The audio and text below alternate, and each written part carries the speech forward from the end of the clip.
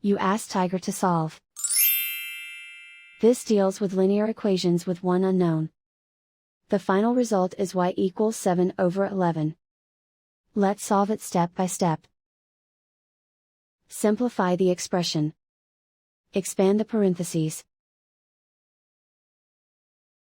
Multiply the coefficients. Simplify the arithmetic.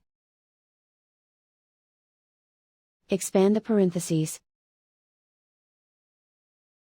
Simplify the arithmetic.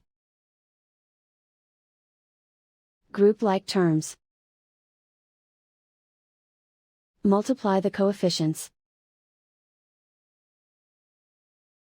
Group all y terms on the left side of the equation. Add 5y to both sides. Group like terms. Simplify the arithmetic. Group like terms. Simplify the arithmetic.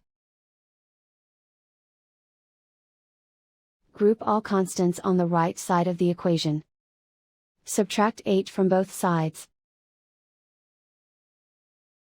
Simplify the arithmetic.